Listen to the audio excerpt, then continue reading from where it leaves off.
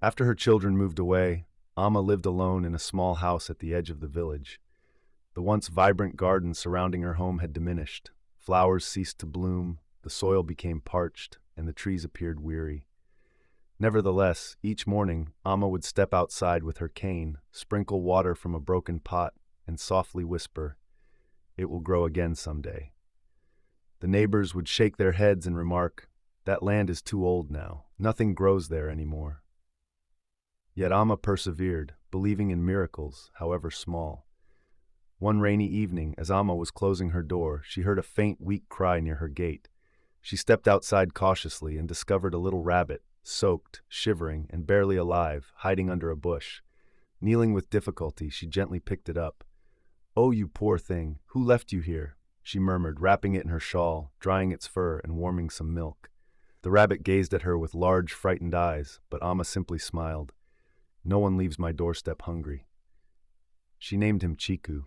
Day by day, Chiku grew stronger, following Amma everywhere, hopping behind her when she walked and resting beside her feet when she sat down.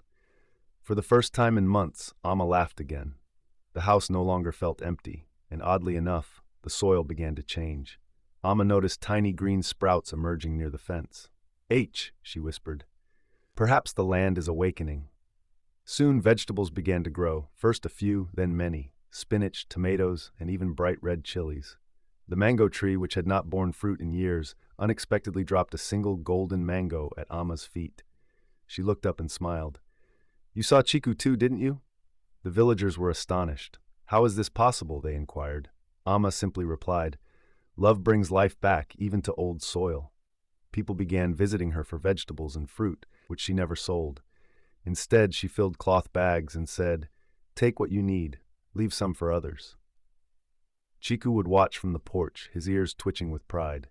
However, not everyone was kind. A man from another village scoffed at Amma, saying, "You waste food on people, you give away what could make you rich." Amma calmly responded, "I was rich the moment I stopped being alone." He did not comprehend, but Chiku did. He jumped onto Amma's lap as if to say, "I understand, too." One summer evening, a fire broke out in the nearby fields, and smoke spread rapidly, causing panic among the villagers. Amma's house stood directly in its path. Yet something astonishing occurred. Rain suddenly fell from a sky that had been dry for weeks, pouring exclusively over her garden and extinguishing the fire before it reached her home. The villagers whispered, "It's a miracle." But Amma understood. She looked at Chiku, who sat calmly by the mango tree. "You're no ordinary rabbit, are you?" Chiku blinked slowly, as if smiling. Years passed, and Amma grew older. Her knees ached more, and her voice softened, but her spirit remained resilient.